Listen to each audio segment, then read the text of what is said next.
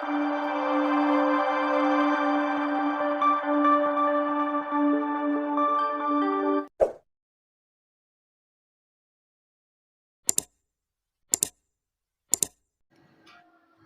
Friends.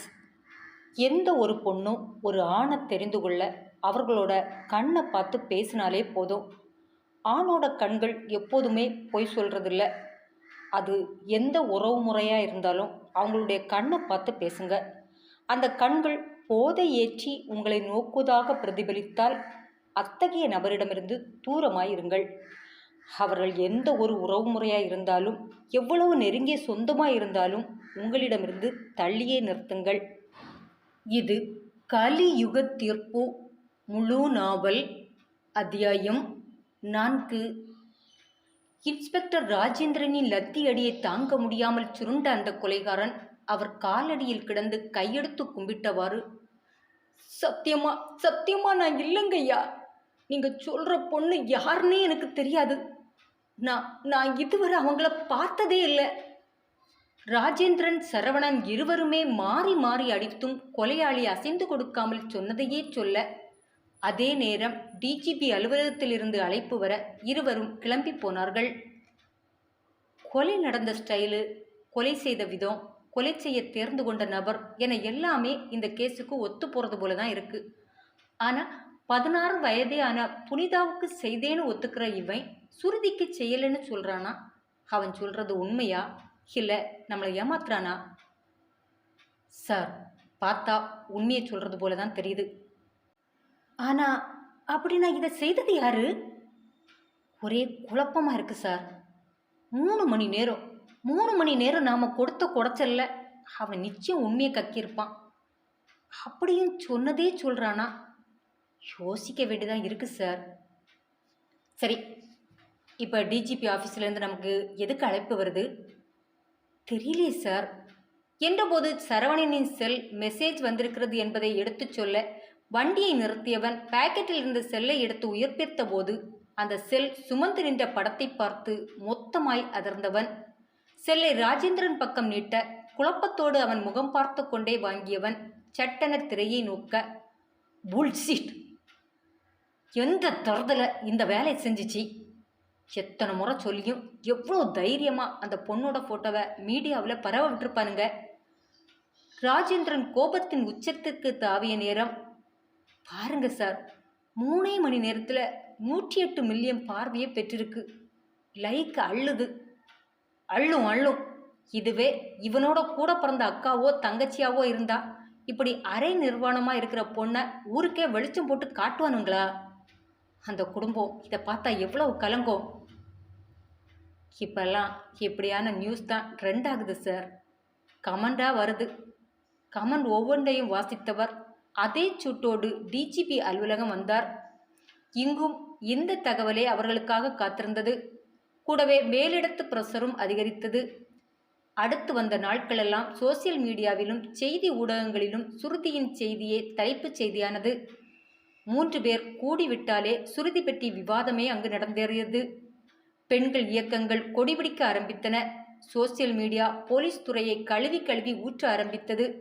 கூடவே வீதியெங்கும் நியாயம் வேண்டும், சுருதிக்கு நடந்த கொடுமைக்கு நியாயம் வேண்டும் என மாதர் சங்கங்கள் கொடி தூக்க ஆரம்பித்தது. மேலிடத்து பிரஷரால் சுருதி கேஸ் விசுரூபம் எடுக்க ஆரம்பித்தது. நாடே இந்த கேஸ் பற்றி விவாதித்து கொண்டிருக்க சரவணனும் ராஜேந்திரனும் முடிந்த மட்டும் எல்லா பக்கமும் தங்கள் விசாரணையை முடுக்கிவிட்டனர். சந்தேகப்படும் எல்லாரையும் ஸ்டேஷனுக்கு அழைத்து வந்து டின் கட்டியும் கேஸில் எந்த முன்னேற்றமும் ஏற்படவில்லை. சோர்ந்து போய் ஸ்டேஷன் வந்தவர்கள் தங்களுக்கான அறையை நோக்கி சென்றனர். ராஜேந்திரன் அருகில் வந்த சுரேந்திரன், சாப்பாடு எடுத்து வைக்கிறேன் சார், வந்து சாப்பிடுங்க என அழைக்க, இல்லை சுரேந்தர், எனக்கு இப்போ சாப்பாடு வேணாம். சுருதியோட கேஸ் ஃபைலை எடுத்துட்டு வாங்க, எனக்கு மறுபடியும் ஒரு முறை அதை பார்க்கணும் என சொல்ல, உள் சென்ற சுரேந்திரன் அடுத்த 2 நிமிடத்தில் ஒரு கேஸ் கட்டோடு வந்து அவர் முன் வைத்துவிட்டு பவ்யமாக ஒதுங்கிக் கொள்ள, 1000 யோசனையோடு அந்த ஃபைலை பிரித்து ஒவ்வொன்றாக பார்க்க தொடங்கிய நேரம், மறுபக்கம் சென்ற சரவணனோ தன் அறையில் இருந்த சாப்பாட்டு பார்சலை தூக்கி கொண்டு சாப்பிடும் இடத்தை அடைந்தான். அதே நேரம் அவ்வறையிலிருந்து சாப்பிட்டு முடித்து வெளிவந்த செந்தில் இவனை கண்டதும், சார், ஒரு வாரமா அந்த சுருதி பொண்ணோட ஃபோன் என்கிட்டயே இருக்கு. நீங்கள் வேற ஒரு வாரமாக வெளியில் பிஸியாக இருந்தீங்களா, அதான் கொடுக்க முடியல. இந்தாங்க சார் என அந்த செல்லை நீட்ட வாங்கியவன் நேரே தான் தினமும் உணவருந்தும் இடத்திற்கு வந்தான்.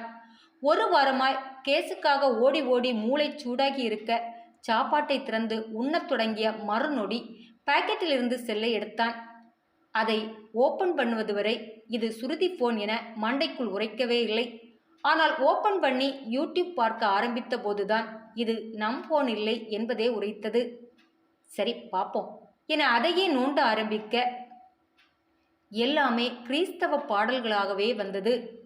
விசாரணையிலே அந்த பெண் கோயில்களில் ரொம்ப ஈடுபாடு உள்ள பெண் என அறிந்திருந்ததால் பெரிதாக அது அவரை உறுத்தவில்லை.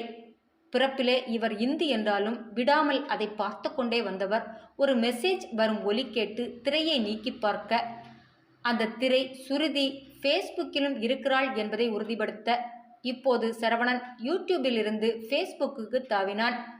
முதல் பக்கமே அந்த 20 வயது பெண்மயிலின் சுந்தர வதனமே இருந்தது. சரவணன் பார்வையை அந்த பெண்ணின் போட்டோவிலிருந்து மாற்றி ஃப்ரெண்ட்ஸுக்கு தாவ பெரிதாக ஃப்ரெண்ட்ஸ் சர்க்கிள் இல்லை. ஆனால் கழிந்த ஒரு மாதமாக சுருதி யாரோடோ சேட்டில் இருந்திருக்கிறாள். அதை பார்த்த சரவணனின் போலீஸ் மூளை சுறுசுறுப்பானது. கூடவே பேசிய மெசேஜ் எல்லாம் அழிக்கப்பட்டிருப்பதை கண்டதும் சாப்பிட்ட உணவை பாதியில் நிறுத்திவிட்டு அந்த செல்லோடு ராஜேந்திரன் அறைக்குள் நுழைந்தான். சுருதியின் கேஸ் பைலை வைத்துவிட்டு நடந்த சம்பவங்களை மனத்திரையில் ஓட்டியவாறு இருந்த இன்ஸ்பெக்டர் ராஜேந்திரன் சாப்பிட சென்றவன் அரக்க பறக்க உள்ளே வருவதை கண்டதும் ஃபைலை மூடி வைத்துவிட்டு, என்னாச்சு சரவணா, எதுவும் தட்டுப்பட்டுச்சா என ஆர்வமாக கேட்க, இந்த ஃபோனை பாருங்க சார், இந்த ஃபோனில் அந்த பொண்ணு பெருசாக வெளி ஆட்கள் யார்கிட்டையும் பேசலை. ஆனால் ஃபேஸ்புக்கில் ஒரு வாரம் யாரோடவோ சேட் பண்ணியிருக்கு. அதில் வேற அந்த மெசேஜ் எல்லாம் டெலீட் ஆகிருக்கு. அப்படின்னா இதில் எதுவோ தப்பு இருக்குது. இவளோட சேட் பண்ணது யாருன்னு தெரிஞ்சதுன்னா நம்ம வேலை ஈஸியாக முடியும்னு தோணுது சார். ஒரு துருப்பு சீட்டு கிடைத்த உற்சாகத்தில், வாங்க உடனே போகலாம் என இன்ஸ்பெக்டர் ராஜேந்திரன் ரெடியாக சரவணனும் அவருடன் கிளம்பி போனான். அவர்கள் இருவருமே வந்த இடம் சுருதியின் வீடுதான். வீட்டில் சுஜாதா இல்லை, சுஜாதாவின் தங்கை மட்டும்தான் இருந்தாள். அதனால் வீட்டிற்குள் செல்லாமல் வெளியில் அவளை அழைத்த இன்ஸ்பெக்டர், பாலு மகேந்திரன் உனக்கு தெரியுமா என கேட்க, இல்லையே சார். கொஞ்சம் நல்லா யோசிச்சு சொல்லுமா என்றதும் சிறிது நேரம் யோசித்த வித்யா, எனக்கு சரியா தெரியல சார். ஆனால் நாங்கள் திருநெல்வேலியில் இருந்தப்ப அக்கா ஒரு முறை இந்த பேரை சொன்னதான் ஞாபகம். ஆனால் எனக்கு நீங்கள் சொல்கிற அந்த ஆளான தெரியல. சரவணன், இன்ஸ்பெக்டர் அழைத்ததும் அவரின் முகக்குறிப்பை அறிந்த சரவணன் கண்ட்ரோல் ரூமுக்கு மெசேஜை அனுப்பிவிட்டு மறுபடியும் உள்ளே வந்தான். சரி, உனக்கு அது தெரியலனே வைப்போம். அது யாரா இருக்கும்னு நினைக்கிறா? யாரா இருக்கும்? அவளோட படித்த பசங்களாக தான் இருக்கும். சரி, உங்கள் அக்கா எங்கே படித்தாங்க? ராஜேந்திரன் ஒவ்வொரு கேள்வியாக கேட்டுக்கொண்டு தெரிந்து கொண்ட விவரங்களோடு திருநெல்வேலியை நோக்கி பயணமானார்கள். அதே நேரம் மகளின் பக்கத்தில் கவலையோடு வந்து அமர்ந்தார் சுஜாதா. கவலையோடும் கண்ணீரோடும் மகளை பார்த்தாள். பார்க்க பார்க்க மனதுக்குள் கொலை வரி மூண்டது. தன் மகளை இந்த அளவு செய்தவனை கண்டன் துண்டமாக வெட்டிவிட மனது துடித்தது. உடலே துணியால் போர்த்தி இருந்தது போல உடலெல்லாம் கட்டு போட்டிருந்தது. அந்த கட்டுகளோடு மகளை அவளால் பார்க்க முடியவில்லை.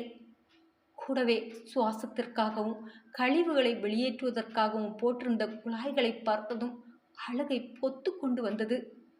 சத்தம் வராமல் வாய்ப்பொத்தி அழுத சுஜாதாவை நெருங்கி வந்த மதன், அழாதங்கம்மா, அவளுக்கு நீங்கனா உசுறு. உங்கள் கண்ணில் ஒரு துளி கண்ணீர் வராமல் உங்களை பார்த்துக்கிறது தான் அவளோட லட்சியமே. அப்படி இருக்க அவள் முன்னாலேயே நீங்கள் அழுதுட்டு இருந்தா எப்படிம்மா? நீங்கள் முதல்ல இதுலேருந்து எழும்புங்க, வெளியில் உட்காருங்க. உங்களால் மகளை இப்படி பார்த்துட்டு நார்மலாக இருக்க முடியாது என சொல்லியவாறு சுஜாதாவை அழைத்து கொண்டு வெளியே வந்தவன் சுஜாதாவை ஒரு சேரில் உட்கார வைத்துவிட்டு அவர்கள் சாப்பிடுவதற்காக டிஃபன் வாங்க வெளியேறிய அதே நேரம் போலீஸ் பாலு மகேந்திரன் வீட்டின் முன் வந்து நின்றது. கதவை லத்தியால் அடித்துவிட்டு இன்ஸ்பெக்டர் குரல் கொடுக்க, யாரோ அழைத்த குரல் கேட்டு வெளிவந்து எட்டி பார்த்த பெண்ணிற்கு ஒரு 40 வயதிற்கு மேல் இருக்கும்.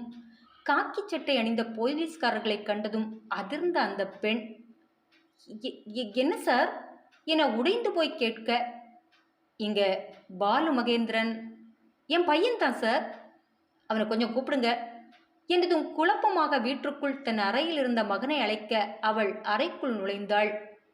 அங்கே பாலு மகேந்திரன் வெலவெலத்து போய் பேய் அறைந்தவன் போல பயந்து நடுநடுங்கியவனாக அமர்ந்திருந்தான். அத்தியாயம் தொடரும். என ஃப்ரெண்ட்ஸ், நாவலோட இந்த பகுதி எப்படி இருந்தது என்கிறத மறக்காமல் எனக்கு கமெண்டில் சொல்லுங்கள். நாளைக்கு இந்த நாவலின் அடுத்த பகுதியோடு உங்களை சந்திக்கும் வரை உங்களிடமிருந்து விடைபெறுவது உங்கள் செல்வம்.